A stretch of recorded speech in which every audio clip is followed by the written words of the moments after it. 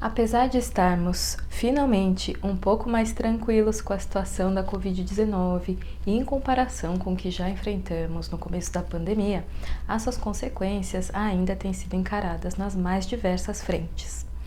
Uma delas é o efeito da infecção pela Covid-19 na cognição. Sabemos que muitas pessoas infectadas apresentam queixas e prejuízos cognitivos e eles muitas vezes persistem. Mas o que os estudos têm falado sobre o tema? Eu sou a Juliana Iocomiso, psicóloga e neuropsicóloga, colaboradora da AMPSE e estou aqui para falar da neuropsicologia da Covid-19 no quadro Você Sabia?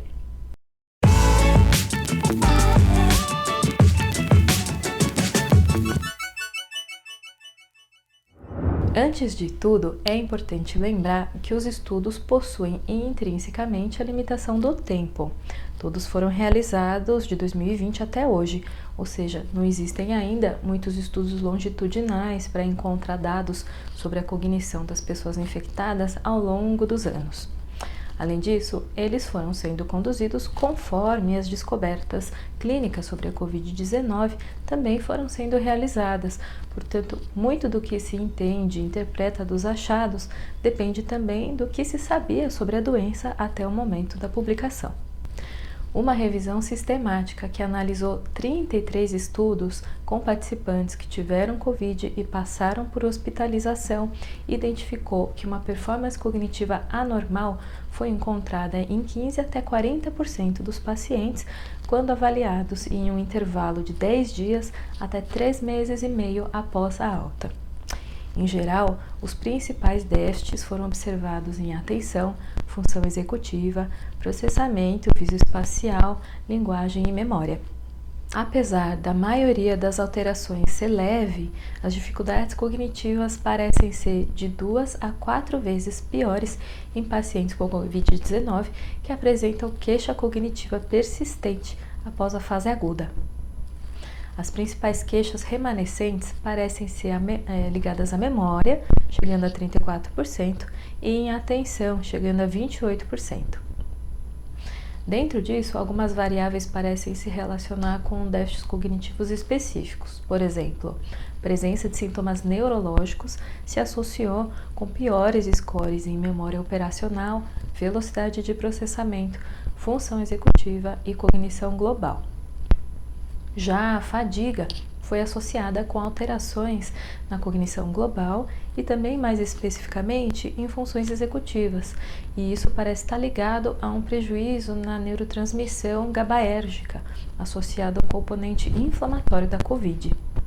Aliás, uma grande preocupação do aspecto inflamatório da doença na cognição está ligada ao fato de que a infiltração do vírus no sistema nervoso central pode causar neuroinflamação e até neurodegeneração, podendo acelerar um declínio cognitivo no longo prazo. Não se pode deixar de dizer também que os sintomas cognitivos muitas vezes estavam presentes junto com sintomas psiquiátricos, tais como ansiedade, depressão, fadiga, problemas do sono e até estresse pós-traumático. Até certo ponto, esses sintomas poderiam contribuir com o prejuízo cognitivo. De toda forma, pelo menos um trabalho encontrou que a presença de sintomas depressivos não explicava totalmente a presença dos sintomas cognitivos. Com relação aos instrumentos utilizados, alguns dos que são conhecidos e possuem estudos aqui no Brasil são, por exemplo, o MoCA, Montreal Cognitive Assessment, que avalia diversas funções, o Boston Naming Test, que avalia a linguagem, o Continuous Performance Test, que é o CPT e avalia a atenção, as tarefas de span de dígitos para sustentação da atenção e a memória operacional, a RAD, que é a escala de ansiedade e depressão hospitalar, a IQ Code, que é uma escala que investiga o funcionamento cognitivo em idosos, o teste de trilhas, Trail Making Test, para avaliação de componentes atencionais e executivos, além da WMS, que é a bateria de memória Wechsler, essa infelizmente sem padronização no Brasil até o momento. Algumas limitações desses estudos envolviam amostras pequenas e ou heterogêneas, ausência de grupo controle, ausência de avaliação pré-Covid e uma enorme variedade de métodos, o que dificulta a elaboração, por exemplo, de uma meta-análise. E você? Tem atendido pessoas que foram infectadas pela Covid e depois começaram a ter queixas cognitivas? A avaliação neuropsicológica pode ajudar a delinear esses déficits, ajudando também a orientar o paciente, além de ser uma ferramenta bem interessante para acompanhar a evolução do quadro. Espero que tenham gostado e até a próxima!